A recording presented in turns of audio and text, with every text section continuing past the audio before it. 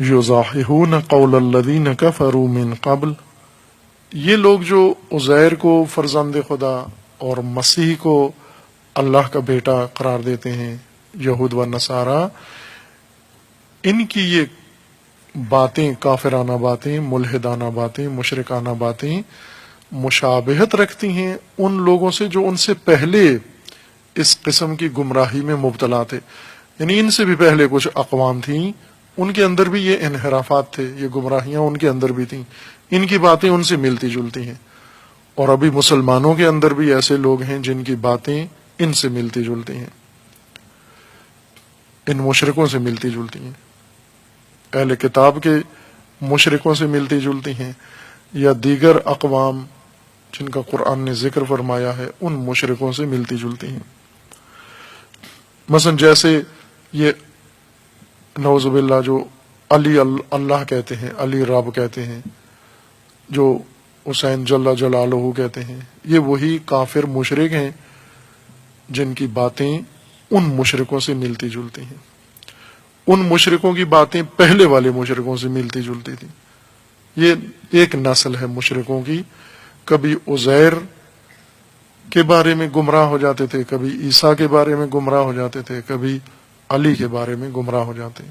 کہ خود علی علیہ السلام کا بھی فرمانا ہے سَيَحْلَقُ فِيهَا رَجُلَانِ یا صنفان، دو قسم کے لوگ میرے بارے میں گمراہ ہو جائیں گے، ہلاک ہو جائیں گے. ایک جو مجھ سے دشمنی کرتے ہیں، اور ایک جو مجھے حد سے بڑھا دیتے ہیں. یہ دونوں ہلاک ہیں، وہ گمراہ ہیں. اب یہ ہر طبقے کے اندر ہیں، مسلمانوں کے اندر بھی یہ موجود ہیں، پہلے بھی یہ موجود تھے، ان سے پہلے بھی قرآن فرما رہا ہے ہر دین کے اندر ایسے گمراہ موجود ہیں. قاتلہم اللہ انا یؤفکون، خدا ان کو ہلاک کرے، مردباد یہ سارے، قتل کرے خدا ان کو، نیست و نابود کرے. یہ نفرین ہے ان پر کہ جو کچھ انہوں نے گڑا ہے بتاتے ہیں. اصل یہ گمراہی ان کے اندر کہاں سے پیدا ہوئی کہ مسیح ابن اللہ ہے، عزیر ابن اللہ ہے؟ اس قسم کی گمراہیاں کہاں سے ان کے اندر آ جاتی ہیں؟ کیا اللہ نے کہیں کہا ہے؟ کسی آسمانی کتاب میں آیا ہے؟ کسی نبی نے یہ کہا ہے؟ خود عزیر نے یہ کہا ہے کہ میں اللہ کا بیٹا ہوں؟ یا عیسیٰ نے یہ کہا ہے میں اللہ کا بیٹا ہوں؟ یہ کہاں سے گمراہی ان لوگوں کے اندر پیدا ہو جاتی ہے؟ قرآن اب بتاتا ہے ارباب کی طرف سے، من دون اللہ، جن کو رب مانا جاتا ہے، ان گمراہوں سے یہ گمراہیاں پھوٹتی ہیں، نکلتی ہیں. اصل یہود و نصارہ جو اس گمراہی کا شکار ہیں، اس سے پہلے بھی ذکر انہی کا ہے، گمراہی کا ہے کہ یہود و نصارہ یہ کرتے تھے، بنی اسرائیل یوں کرتے تھے، یہ فتنہ ان کے اندر تھا، یہ گمراہی ان کے اندر تھی، یہ قباحت ان کے اندر تھی، یہ انحراف ان کے اندر تھا. سورہ توبہ کی پہلے والی جتنی آیات ہیں وہ ساری انہی کے متعلق ہیں.